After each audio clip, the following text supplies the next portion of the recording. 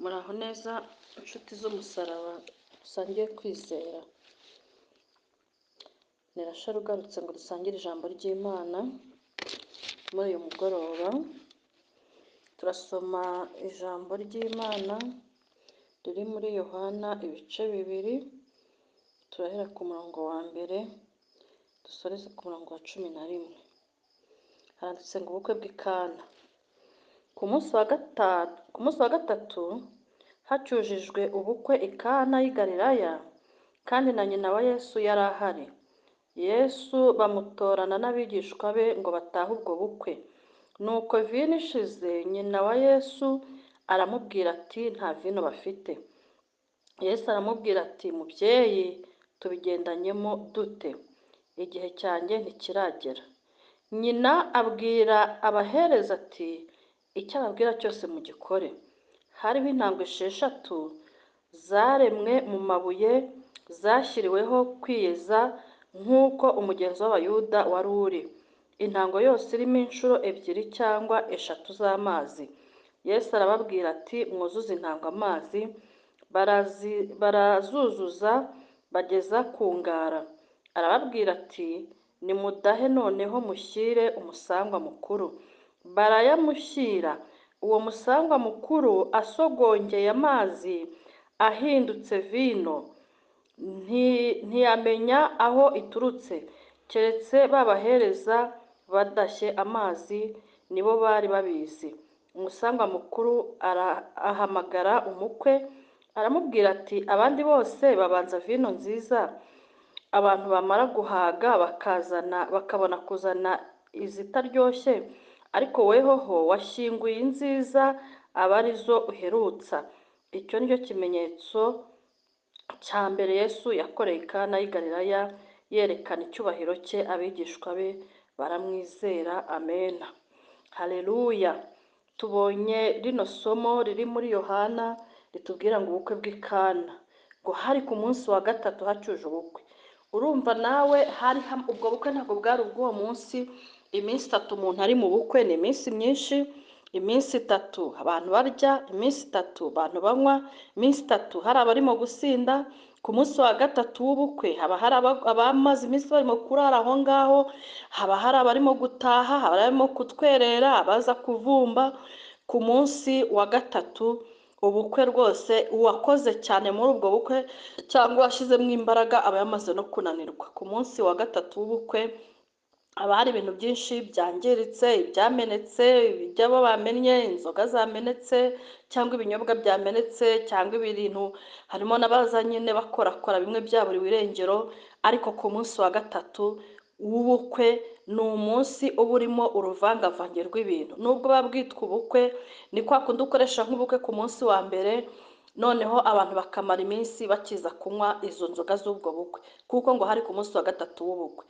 Kandi niho abantu baba batanye. Bari mu muco wacu wa Kinyarwanda hamwe na hamwe, murabizi yuko ubukwe nk'abashyitsi b'imena cyangwa abantu batuye hafi aho, ubukwe bishobora kubera kure, noneho ukazatumira abanyabukwe bawe, abo watumiye cyangwa abatumirwa bawe, ukazagira umunsi wo kubakira. Rero muri uwo munsi w'ubukwe hari umunsi wa gatatu. Ubwo ni ukuvuga ngo yahereye ku munsi wa mbere, umunsi wa kabiri, umunsi wa gatatu acyakira abantu, akigabura, agitanga ibyo kunywa. Urumva ko yari yahaboneye akazi gakomeye kandi katamworoheye n'abo bari bafatanyije muri ako kazi. Ariko igihe kiragera, kuko icyiza cyari gihari. Yesu yari yatumiwe muri ubwo bukwe ngo na nyina n'abigishwa bari batumiwe. Rero natwe hari ubukwe twiteguye muri kino gihe turimo. Hari ubukwe twiteguye turi mu isi, hari ubukwe twiteguye turi mu matorero, hari ubukwe twiteguye turi mu gihugu. Natwe twiteguye ubukwe bw'umwana w'intama. Ese ibyo kunywa byaradushiranye cyangwa biracyahari? Njyewe ndavuga kuri ya mazi amara inyota, ndimo kuvuga kuri ya mazi akomeza umugenzi, ndimo kuvuga kuri ya mazi atuma tuticwa n'umwuma, ndimo kuvuga ya mazi cyangwa ya mpamba tugomba gufata nyine turi mu rugendo, cyangwa mu gihe turi aho turi. Ariko nubwo waba uhagaze, ushobora guhagarara kuri no mu rugendo, mu mutima no mu mutwe urimo kwitegura urugendo, cyangwa wumva urimo kugenda kuko uba urimo gupanga iby'urwo rugendo, aho ugeze, aho wavuye, aho uzagarukira, ibyo ugendana mu rugendo, ibyagufashamo, bigeze nijoro wakwitwara gute mu rugendo, bigeze mu gicuku aho umuntu atakibasha kubona, bigeze aho isi imaze kuturyohera, benshi twese nako iraturyoheye, utakibasha gusobanukirwa, bigeze aho tutakibasha kumenya itandukaniro ryacu n'ab'isi, bigeze hahandi dutangiye kwifuza n'ibyo tutagakwiye kwifuza, bigeze hahandi bimaze kuba uruvange mu matorero, bigeze hahandi ikizira kimaze kugera hera, bigeze hahandi muri bwa buryo nawe muri byinshi ubona nanjye mbona twese tubona, mbese muri kino gihe ubukwe bw'umwana w'intama tubwiteguye gute? Ariko ngo ku munsi wa gatatu ibinyobwa birashira. Ese wowe ugeze ku munsi wa kangahe wo kwitegura ubukwe? Ugeze ku munsi wa mbere, uri ku wa kabiri cyangwa uri ku wa gatatu, nawe bimaze kugushirana? Ariko ndagira ngo nkugire inama, ni ukuri nk'iyo Bikira Mariya cyangwa nyina wa Yesu yamugiriye, kuko ngo yabwiye Yesu yaravuze ngo tubigendanyemo dute. Haleluya. Ngo Yesu aramubwira ati mubyeyi tubigendanyemo dute, igihe cyanjye ntikiragera. Yesu yari amaze kumubwira ko ibintu byashize, kubera yuko ngo tugeze ku duhere ku murongo wa gatatu wa kabiri, ngo Yesu bamutorana n'abigishwa be ngo batahe ubwo bukwe. Nuko vino ishize, nyina wa Yesu aramubwira ati nta vino bafite. Nyina yarazi imbaraga ziri mu mwana we, yarazi ubushobozi bumurimo. Kandi nk'umuntu mukuru iyo uri ahantu ukabona hari ikirimo gupfa cyangwa kwangirika, naho waba udafite role urimo kujuwa muri ubwo bukwe cyangwa muri ibyo birori cyangwa aho hantu, ariko ukaba wagize amaso yo kubona yuko hari ikirimo gupfa kandi wakigiramo uruhare kugira ngo kibe kizima, nta mpamvu yo kutagikora ubaye uri mu mwuka w'Imana. Ntitukabone ibintu bipfa rero, ntitukabone ibintu byangirika, ntitukabone ibintu biri guta umurongo, ntitukabone ibintu biva mu mwanya wabyo, ntitukabone ibintu bifata indi sura itari nziza, ntitukabone ibikomeye bifata indi ntera, ntitukabone hari icyahitana ubuzima bw'umuntu ngo turebere, ngo ntabwo bitureba, ngo bifite abo bireba, bifite abo babishinze. Ariko nawe hari ikikurimo, hari ikibitsanye Imana yashyize muri wowe cyatuma witegereza ukabona hari ibipfa, hari icyo wakora mu gihe nk'iki ngiki. Na Yesu na Bikira Mariya rero arebye abona vino irashize, kandi hari igihe yashize abantu bakiza, kuko hari hakiri ku munsi wa gatatu w'ubukwe. Nimba nabo bari batumiwe kuri uwo munsi wa gatatu, hari n'abandi b'abanyacyubahiro nkabo bari batumiwe, hari n'abandi wenda bari banitumiye bati ubukwe buracyahari. Hari abaprofitira mu kavuyo, bakavuga ati tuzagumya turye muri buriya bukwe, ntawe uzongera guteka, tuzanywayo, ntawe uzongera gukora icyayi, tuzajya dutarama buke, ntawe uzongera kujya gukodesha aho kuryama. Nk'abantu hariho abantu babaho vuga ati ndaryama ari uko nishyuye inzu buri munsi yishyuye icyumba ari buraremo. Uwo nguwo ahita afatirana ayo mahirwe, akavuga ati buri munsi ndagenda kubafasha, mbaterurire ikijerekani cy'inzoga se, mbaterurire ikaze y'ifanta se, agahita yiha akarimo kugira ngo ubuzima bwe bukomeze. Ariko si uko Yezu na nyina bari bagiye, kuko bari batumiwe, n'abigishwa bari batumiwe bicaye mu cyubahiro. Ariko nk'impungenge z'undi mubyeyi wese cyangwa nk'ubushishozi bw'undi mugore uwo ari we wese, arareba aravuga ati uko biri kose vino yashize, yongorera umuhungu we, kuko hari icyo yari amwizeyemo. Kuko byarashobokaga ko ajya kubwira nyir'urugo ati ko mbona ibintu bishize, reka twitahire, twe kubagora, musigare murwaza kubasigaye. Byarashobokaga ko avuga ati wasezereye abantu mudakorwa n'isoni. Ibyo ntabwo byose yabitekerejemo, yahise atekereza ko hari umunyembaraga ubwe bari kumwe kandi yibyariye. Ese uyu munsi wowe nanjye iyo twamaze kubona ikibazo cyatugezeho, cyangwa tukirimo, cyangwa kitugeze iruhande, cyangwa turi kugikabakaba, twibuka ko hari umunyembaraga turi kumwe, twibuka ko hari Yesu w'umunyembaraga, twibuka ko mu ijuru hari Imana ishobora byose, twibuka yuko tudakwiye kwirwanirira no kwicira inzira, twibuka yuko hari Imana yadutabaye cya gihe kandi na n'uyu munsi ntaho yagiye, twibuka yuko hari Imana ijya ituneshereza, twibuka ko hari Imana ijya ihoza amarira yacu, twibuka ko hari Imana ijya itugaburira dushonje, twibuka ko hari Imana ijya iduha minerivare twazibuze n'abana byatuyobeye, twibuka ko hari Imana ijya itwishyura ubukode byatunaniye, twibuka ko hari Imana ijya itukomereza akazi hari abarimo kugahiga kugira ngo batwubikire imbehe, twibuka yuko ducuruza bikagenda hari abo byanze kandi twaranguye hamwe cyangwa banarangurishije menshi kuturusha. Ese tujya twibuka yuko hari uwo twagatakiye wa nyawe? Uyu munsi ikibazo cyawe urimo urakibwira uwa nyawe ukwiye kukibwira? Uyu munsi intambara zawe urimo urazibwira uwa nyawe ukwiye kuzibwira? Uyu munsi ingorane zawe urimo urazibwira uwa nyawe ukwiye kuzibwira? Uyu munsi agahinda kawe urimo uragatura uwa nyawe ukwiye kugatura? Ese uyu munsi amarira yawe urimo urarira ku birenge by'ukwiye kuririraho? Muvandimwe, ndakwinginze nanjye nibwira kugira ngo tumenye uwa nyawe wo kubwira ikibazo wagikemura, kandi nta wundi, uwo ni Yesu. Uwo niwe watwumva, uwo niwe wadutega amatwi, uwo niwe wadutabara, uwo niwe waturengera, uwo niwe watugeza kure, niwe waduhagurutsa akatugendesha, niwe wadukura ku cyavu. Uwo nguwo niwe watwereka inzira ya nyayo. Umuntu ashobora kukwereka inzira ukabona ko iharuye rwose ku itangiriro, ariko abizi neza ko hirya ari igitsibanzira, ko nugera hirya uri bugira amajune, uri buhagarare mu cyeragati, uri bubunze imitima, uri buvuga uti si unsubireyo, uti baranseka, ubu se nsubireyo, n'ubundi bwije, ukemera ukagenda muri icyo gihogere kirimo amahwa, kirimo amacupa, kirimo amabuye, kirimo intambara z'uburyo bwose, ariko wari ukwiye guhagarara aho ugeze ukabwira Kristo akakwereka inzira, ukamubwira yuko byagushiranye, amavuta yagukamanye, amazi y'ubugingo utakiyafite, ibyiringirwa byagushizemo, ukwizera kwagukamutsemo, agakiza wahawe utangiye gutuma bihindura isura. Wari ukwiye kubwira uwa nyawe ikibazo, mutungira urutoki nubwo ahareba, ariko ashaka ko nawe ushyiramo izawe imbaraga, ashaka ko nawe ugiramo ubushake bwo kumubwira ikibazo ahantu kiri. Kuko ahangaha baramusubije ngo, Yesu aramubwira ati, mubyeyi tubigendanyemo dute? Igihe cyanjye ntikiragera. Nyina abwira abahereza ati, icyo ababwira cyose mugikore. Haleluya. Ese uyu munsi cyangwa muri iyi minsi icyo Yesu arimo kutubwira cyose nicyo turimo gukora? Icyo ijuru ridusaba gukora turimo turagikora, cyangwa turimo gukora ibyo twibwiye, cyangwa turi gukora ibyo tubwiwe na kamere, cyangwa turi gukora ibyo tubwiwe n'abana b'abantu, cyangwa turimo gukora ibyo dushutswe n'imitima yacu? Ese uyu munsi turi kumvira umwuka wera? Uyu munsi turi kumvira ijambo ry'Imana icyo ridusaba? Uyu munsi turimo kumva muri twebwe harimo inzira z'igisiyoni mu mitima yacu? Uyu munsi ko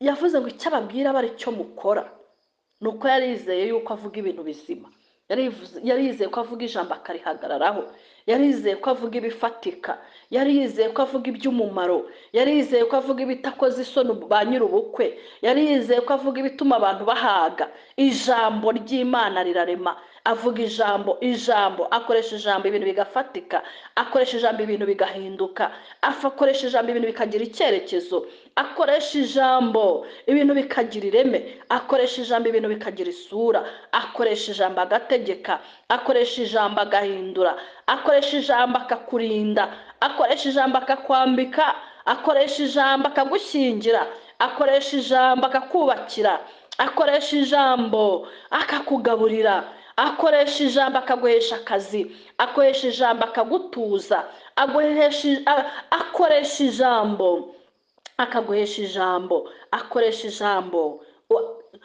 agatuma ugira icyubahiro, akoresha ijambo agatuma uhinduka utari kuzigera uhindurwa n'undi muntu uwo ari we wese, akoresha ijambo ahubwo uyu munsi uracyumva ijambo avuga, uracyamenya imvugo ye, uracyamenya kuyitandukanya n'iz'abandi bantu, uracyamenya kuyitandukanya n'ibindi bintu, uracyamenya kubitandukanya. Ahari ibindi bintu ntibiri kuvuga ukatangira kuvuga ngo mbese n'Imana ivuze cyangwa siyo. Uracyamenya imvugo y'Imana, kera kutayishidikanyagaho, kera kutajyaga kwibazabaza ngo mbese niyo cyangwa siyo, kera kutagiraga iyo ngo mbese. Uyu munsi niki gitumye icyo Yesu ari kuvuga atari cyo urimo gukora? Niki gitumye njyewe nawe tutarimo gusobanukirwa imvugo y'Imana? Kuva kera Yesu yavugiye mu marenga, ariko ababaga bugufi bwe bahitaga bumva neza cyane icyo avuze. Abari kure ye nibo batamenyaga icyo avuze. Kandi na n'uyu munsi ijambo ry'Imana riratuburira rikatubwira, kandi si uko tutaba twumvisha icyo rivuze, ahubwo turimo kwica amatwi, turimo kwiziba amatwi, turimo kwinangira imitima, turimo kubeshywa n'ubuhendo bw'isi, turimo kubeshywa n'iminsi aho igeze. Ariko wari ukwiye kumenya yuko ari we wavuze, ukwiye kumenya ko ari we mwavuganye, ukwiye kumenya ko ari we waguhaye ijambo, ukwiye kumenya ko ari we ukwitaho, ukwiye kumenya ko ari we ukwiye guhungiraho, ukwiye kumenya ko nta handi hari ubuhungiro usibye kuri we wenyine. Kristo Imana yacu niduhana umugisha. Hanyuma arangije ngo hariho intango 6 zaremwe mu mabuye zashyiriweho kwiyeza, nk'uko umugenzo w'Abayuda wari uri, intango yose irimo inshuro 2 cyangwa 3 z'amazi. Hariho intango ngo zaremwe mu mabuye. Natwe hari intango dufite ariyo mutima. Ese umutima wawe uremwe mu ki? Turabizi ko umutima usanzwe w'umuntu uremwe mu nyama, ariko hariho undi mutima mushya dukwiye kugira nk'uwari uri muri Kristo Yesu, natwe akatuvomeramo ayo mazi y'ubugingo, akatwuzuriza izo ntango, ngo kuko zagenewe kwiyeza, natwe twiyeze mu mitima, kuko iby'ubugingo ariho bikomoka. Twiyeze mu migendere yacu, twiyeze mu migenzereze yacu, twiyeze mu mitekerereze yacu, twiyeze mu mikorere yacu, kuko iby'ubugingo niho bikomoka.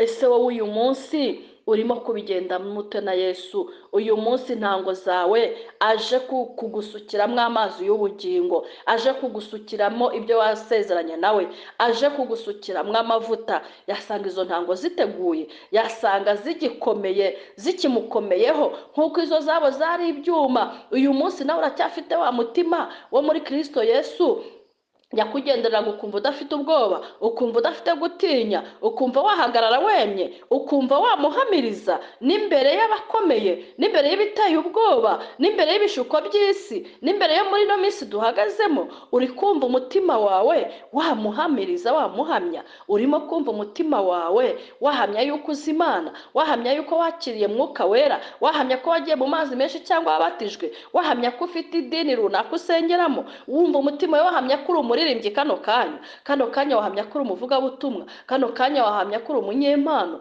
kano kanya wahamya yuko uzi Imana, kano kanya wahamya yuko ukorera Imana. Ese kano kanya utunguwe na Yesu akavuga ati ndaje nze gusukamo, uyabona hasuka cyangwa hafite ibindi bihuzuyemo mu mutima wawe n'uwanjye? Reka turacyafite amahirwe kuko tugihumeka. Reka twinginge Imana yacu kugira ngo idushoboze, idusohoreremo ibyo byatunaniye. Nta kintu usibye guca bugufi ukayibwira ngo ndatsinzwe, ndemewe, ndaneshejwe, ndayamanitse, nciye bugufi ku birenge byawe. Ntabwo nagenze neza, ntabwo nakoze neza, ntabwo natekereje neza, ntabwo nifuje iby'umumaro, ntabwo navuze amagambo y'umumaro, ntabwo navuze amagambo yubaka, ntabwo ndi umunyaminwa yanduye. Ubwire Yesu, nca bugufi ku birenge bye, azakurengera, nanjye azandengera. Ntabwo azareka intore ze zimutakira ku manywa na nijoro, kandi ntabwo azatureka habe na hatoya. Imana yacu tuganze. Ariko Yesu nuko nyine ngo bajya kuzana za ntango barazivomera amazi, ngo Yesu arababwira ati mwuzuze intango amazi. Barazuzuza bageza ku ngara. Arababwira ati nimudahe noneho mushyire umusangwa mukuru. Barayamushyira. Uwo musangwa mukuru asogongeye amazi ahindutse vino, ntiyamenya aho iturutse, keretse babahereza badashye amazi nibo bari babizi. Imana yacu itugirire neza. Ahangaha ngo badaha y'amazi, bashyira umuhereza mukuru. Y'amazi yari amaze guhinduka vino, bashyira umuhereza mukuru ngo yumva biraryoshye kurusha ibya mbere. Ese uyu munsi bikurimo, ibyo ugaburira abandi nibyo Kristo yagushyizemo? Ese biracyaryoshye? Ese uracyaryohera abantu? Uracyaryohera abaturanyi? Uracyaryohera itorero? Uracyaryohera korari? Uracyaryohera umuryango? Uracyavuga ibiryohera abandi amatwi? Uracyavuga ibyatuma abantu bashaka kukwiyegereza? Cyangwa ni ibyatuma abantu bajya kureba baguhunga? Ni ibyatuma Mwuka Wera aguhunga? Ni ibyatuma ijwi ry'Imana riguhunga? Uyu munsi ese ko abandi badashye muri za ntango ibiryoshye ngo binaryohereye kurusha ibya mbere, uyu munsi ibikurimo biryohereye kurusha ibya mbere? Mwuka Wera arimo arakurira muri wowe cyangwa urimo uramugwingiriza muri wowe? Nta nubwo bikiryoshye.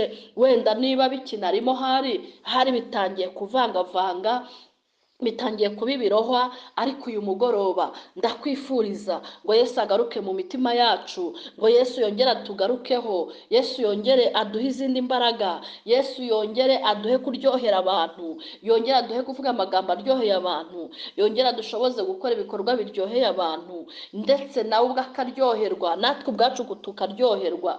Iyo ukoze ibyiza nawe ubwawe mu mutima wumva unezerewe. Iyo ukoze ibyiza nawe ubwawe wumva mu muryango biwunejeje. Iyo ukoze ibyiza igihugu kirakunezererwa. Iyo ukoze ibyiza Imana irakunezererwa, ikakwishimira, ikumva yakugira ibyirata, ikakwirata. Ariko ngo badaha ibiryoshye kurusha ibya mbere. Uyu munsi twe kuba ababihiye abandi, twe kuba abakoze isoni umurimo w'Imana, twe kuba batesha agaciro abandi, ahubwo tube abubaka umurimo, tube abakomeza inkike, tube abakomeza imfuruka, tube ba bandi bahagarara ku murimo aho uri gusenyuka, tube hahandi tuhagarara ku nkike, dusa n'inkike, duhagarare mu cyuho kugira ngo Imana itugirire neza. Ariko ngo uwo musangwa mukuru asogongeye amazi ahindutse vino ntiyamenya aho iturutse, keretse babahereza badashye amazi nibo bari babizi. Dukwiye kugirana ibanga na Kristo, dukwiye kugirana ibanga n'Imana, dukwiye kugira ibyo tumenyanaho. Hari ibyo yatubwiye, hari ibyo yadusezeranyije, hari ibyo yatubikije, hari imirimo yatugabiye, hari impano yatugabiye. Ibyo ngibyo ntabwo ari ngombwa ngo buri wese ngo amenye ngo nduyu cyangwa nkora iki. Ntabwo ari ngombwa ngo witangire amatangazo. Iyo ukoze icyiza abantu baramenya ko ukora icyiza, niyo ukoze ikibi abantu baramenya ko ukoze ikibi. Ariko ngo umwami, uwo muntu w'umuhereza ntabwo yigeze amenya ahantu ibyo byaturutse, ngo keretse ba bandi bari kumwe na Yesu bajya kubikora, bajya kuzana ayo mazi, nibo babimenye. Wari ukwiye kugira gererano umwihererano na Yesu, wari ukwiye kujya ugira aho uhurira nawe, wari ukwiye kugaruka ku karago, wari ukwiye kugaruka hahandi wamuhendahendaga, bikamenywa n'abo mwari muri kumwe cya gihe. Yaba yakugiriye neza bakazamenya ko Imana itabeshya, kuko ntijya ibeshya, bakamenya ko ivuga ibintu ikanabisohoza, bakamenya ko ibintu igira igihe cyabyo. Imana yacu ubundi igiseruka ari uko byatuyobeye. None se ko Yesu ataje ku munsi wa mbere w'ubukwe, kandi rero hari ubukwe nyirizina, akaza ku munsi wa gatatu w'ubukwe, nuko yari azi ko icyo gihe bakishoboye, bakihagije. Nubwo igihe cye cyari kitaragera, yari ari mu iyerekwa rikaze, yari abizi yuko icyo gihe kizagera kikaba. Ako kantu kakaba kakabamo agatambutsemo. Ntabwo yaje ku munsi wa mbere w'ubukwe, kandi ku munsi wa mbere abantu nk'abo ntabwo bagomba kubura mu bukwe. Ariko wagira izindi mpamvu kubera ibintu byinshi yari afite yakoraga, ariko agira impamvu bituma